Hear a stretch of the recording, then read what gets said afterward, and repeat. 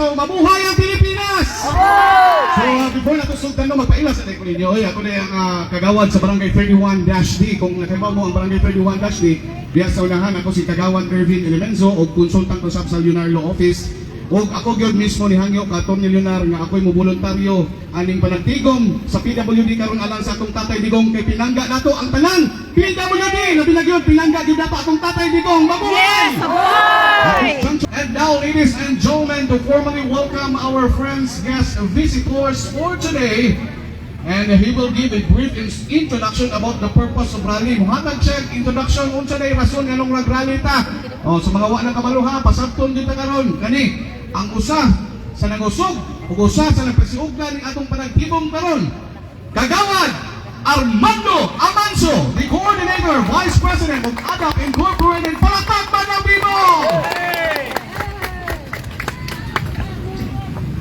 Mayong hapon sa tanan. Mayong hapon. Sabay-sabay natong isinggit atong panawagan.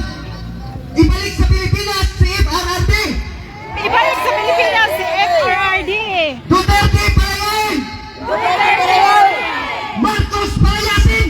Marcos palayasin. Usa pa, Duterte palayain. Duterte palayain. Marcos palayasin. Marcos palayasin. Ang akong mataas na pagyukpo sa nagkadaiyang liderato, sa mga nagkadaiyang organisasyon, sa mga may kapansanan sa dakbayan sa Davao.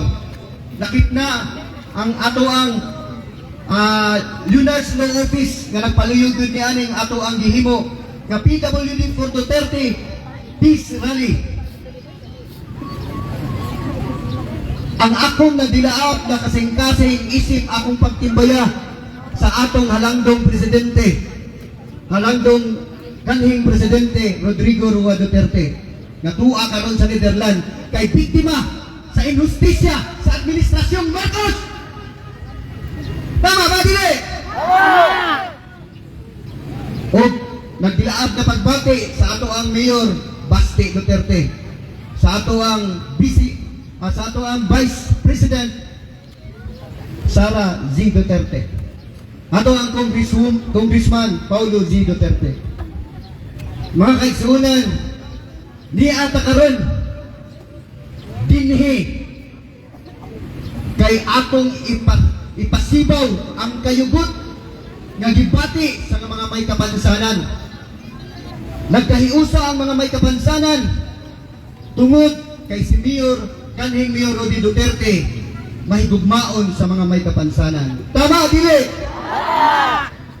Busa ni ata karon haron na atuang ipaglaban ang atong kanhing mayor o kanhing presidente sa ato ang nasod na Pilipinas. Mao ka na ang hinungdan nganong naata dinhi karon tungod kay delikado ang atong panahon kung dili ka makapil-apil basi pagmata nato sunod ugma marsyalo na ang ato ang panggamhanan.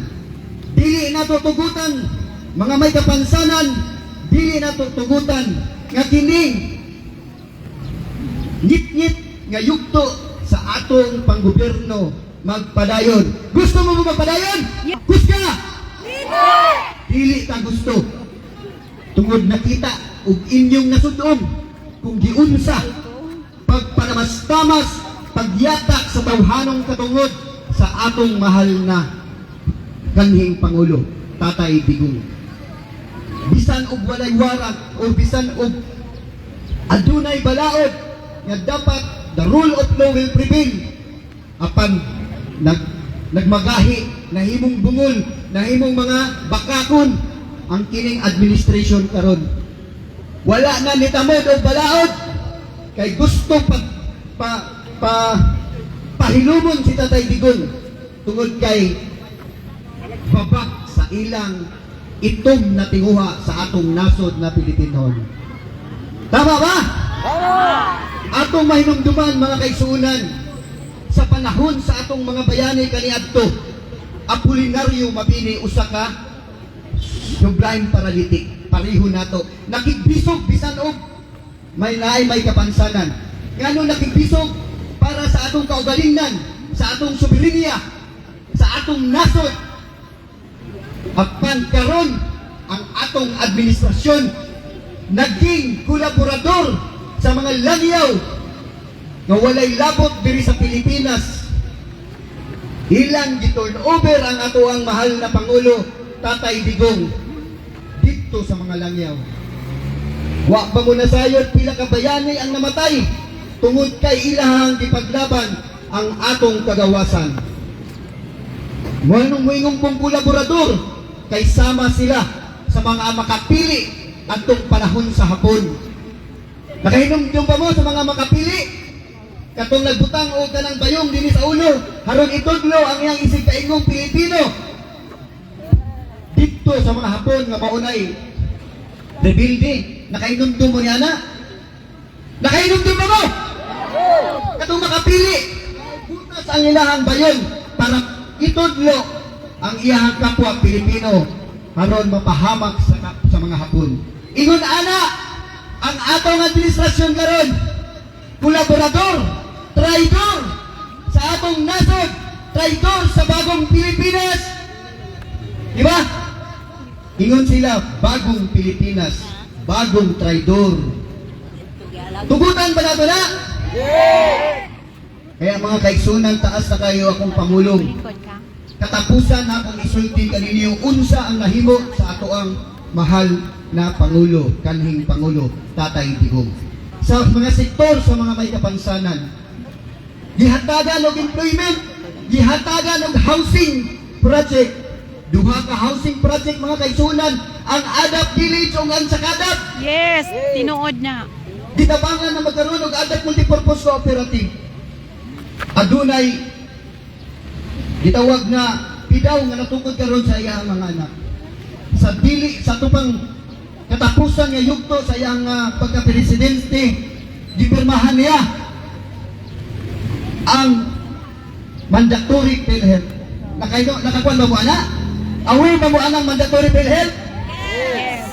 Diin ang mga may kapansanan gihatagan o katungod nga dili na mobayad og PhilHealth kay isubsidize na sa gobyerno. Di ba dakong kadaugan sa may mga kapansanan? Tungod kay nahigugma si Tatay Digong sa atuang mga may kapansanan. Tama. Apan unsay gihimo sa administrasyong Marcos? Wala gihantagan og igong pundo. Ingon sa PhilHealth, mangita pagpundo. Klaro dito sa balaod nga gikan sa syntax. No? Pero ang dakong pangutana, ingon sila, wa daw budget, mangita pag budget. Pero 60 bilyones di-transfer sa PhilHealth ngadto sa National Treasury.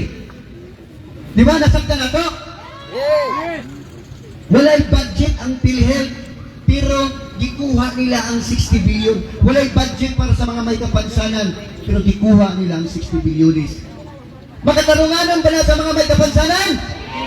Dili. Duterte pala yan! Duterte pala yan. Marcos pala yan! We are not a Filipino We are not a Filipino for nothing. for nothing. Maayong hapon sa tanan. Mabuhay ang may kapansanan! Sigaw ng may kapansanan! Duterte pala yan! Maayong hapon. Kaya salamat kagawad Armando Mansono. Amo na siya ang ato ang usa sa nakasiugdan ng atong panagtigong garon. Siya po ang atong coordinator and the Vice President of the ADAP Incorporated. Palakpak kay kagawad Manso. O garon atong ihatag usab ang mikropono ang usa nato nag-imbita nga vlogger sa Davao City. Usa po niya sa garbo nato nga nagpangga sa atong amahan nga si Tatay Digong. Sa way paglangan mga kaigsunan, sugato nato sa pasipang palakpak, Chris Brian, also known as Brother! Hello, may hapon. Mayong Okay ra hapon. tanan? Okay ra jud mi. Oh, kanang big support PWD. Pasalamat ko kay Attorney Leonar for making this happen, itong event na to. And palayaon na to si Duterte. We love Duterte. Syagitag Duterte. Duterte! Duterte! Duterte!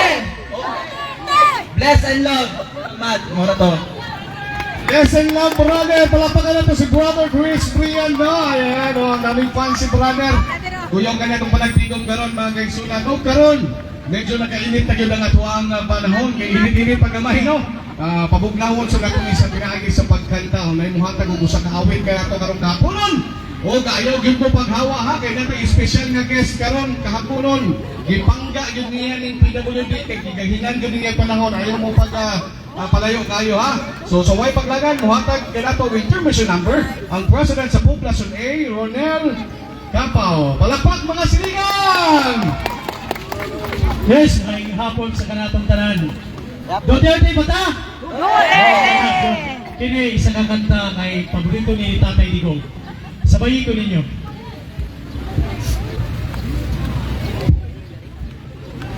Kita na sa gamay.